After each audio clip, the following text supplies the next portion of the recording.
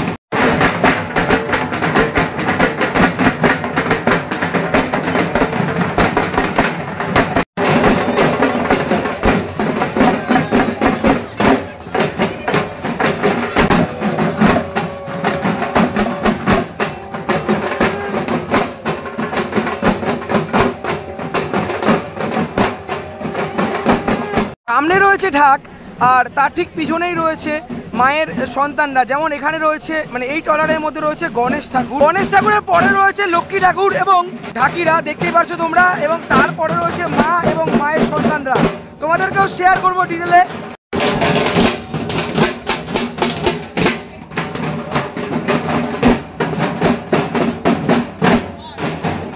রয়েছে ঢাকের আওয়াজ এবং তার ঠিক পিছনে রয়েছে মাতৃ প্রতিমা, তোমাদেরকেও শেয়ার করবো। যেমন মাকে নিয়ে যাওয়া হচ্ছে, পুরো প্লাস্টিক দিয়ে মাকে ঢাকা রয়েছে। আর এখানে মায়ের আরও এক সন্তান মা সরস্বতী রয়েছে এবং তার ঠিক পিছনে ট্রলারেই রয়েছে কার্তিক ঠাকুর। এই জায়গায় আওয়াজটা শোনো, মানে কম কম করছে আওয়াজ পুরো।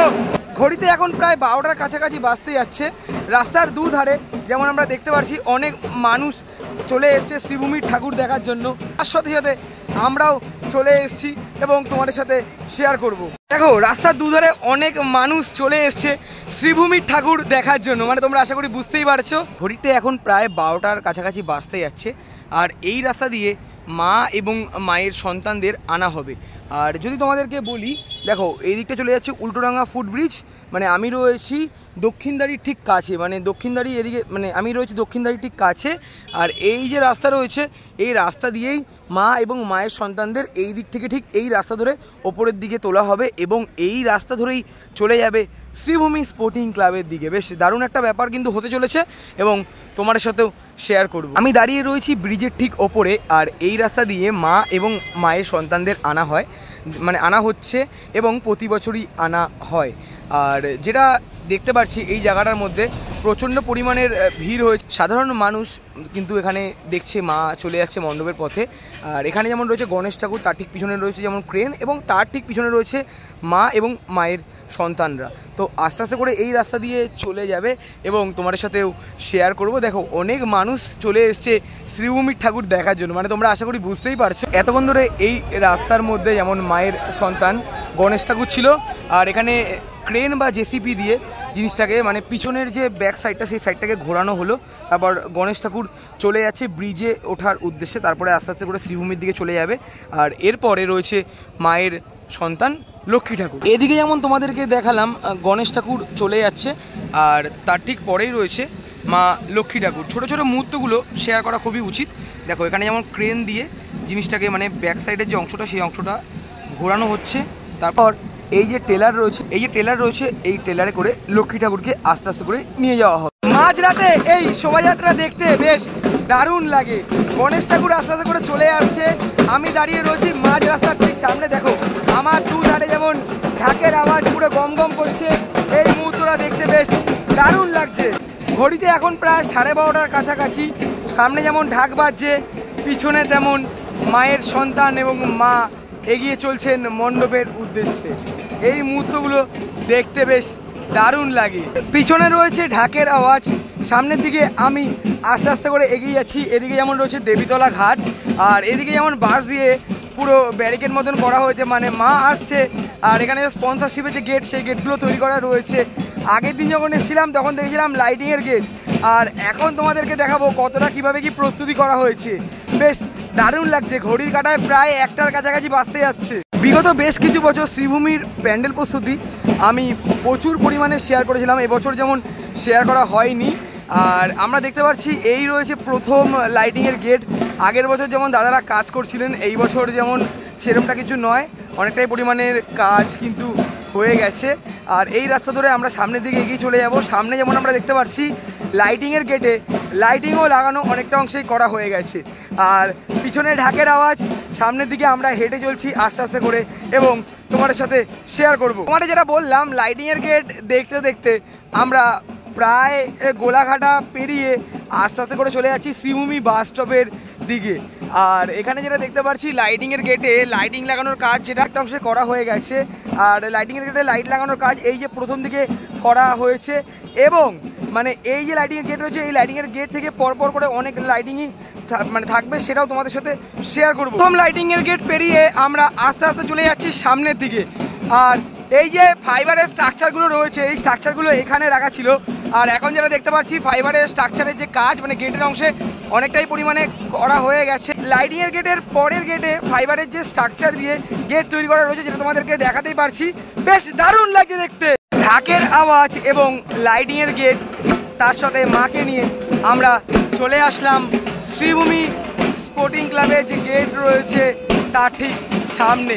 আর এখানে যেমন আমরা দেখতে পাচ্ছি অনেক মানুষের সমাগম রয়েছে। প্রতি বছরই আমরা আসি এবং তোমাদের সাথে শেয়ার করি। দেখো বেশ দারুণ লাগছে দেখতে।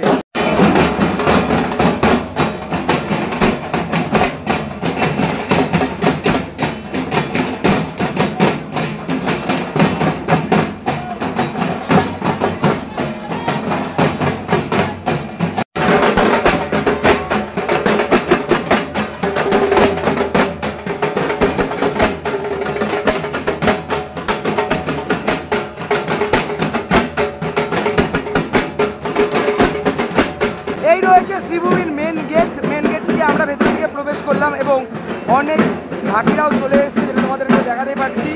আর এই রাস্তা ধরে আমরা চলে যাব শ্রীভূমি স্পোর্টিং ক্লাবের দিকে। প্রথমে চলে আসলো গণেশ ঠাকুর, ট্রলার থেকে এখানে যেমন নামানো হচ্ছে সেই মুহূর্ত তোমাদের সাথে শেয়ার।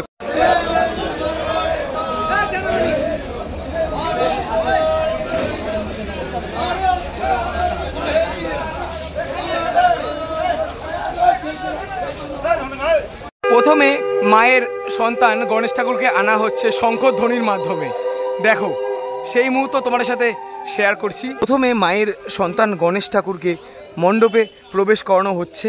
আর এই পাশে গণেশ ঠাকুরের যে চালচিত্র দেখো কতটা পরিমাণের ভারী হতে পারে, কতজন মানুষ মিলে এই চালিকে নিয়ে যাচ্ছেন। আর এই পাশ থেকেই ভেতরের দিকে প্রবেশ করানো হবে। গণেশ ঠাকুরের পর আস্তে আস্তে চলে আসছেন মা লক্ষ্মী। গণেশ ঠাকুর এবং লক্ষ্মী ঠাকুর তোমাদেরকে দেখালাম প্যান্ডেলের ভেতর প্রবেশ করছে আস্তে আস্তে করে।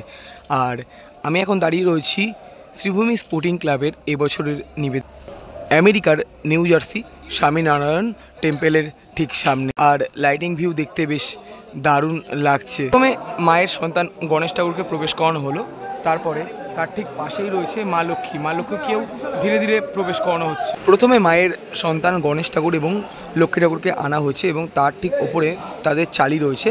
আর আস্তে আস্তে করে চলে আসলো মা দুর্গার চালচিত্র। দেখো এখানে যেমন মহাদেব বিরাজমান করছে এবং চালির যে ডিজাইন বেশ দারুণভাবে করা রয়েছে। গণেশ ঠাকুর এবং লক্ষ্মী ঠাকুর মণ্ডপের ভেতর প্রবেশ করলো, তারপর প্রবেশ করানো হলো মায়ের চালচিত্র এবং এখন আসছে মা দুর্গা প্রতিমা। দেখো কতজন মানুষ একসাথে মাকে টেনে নিয়ে আসছেন, সেই মুহূর্ত তোমাদের সাথে শেয়ার করব।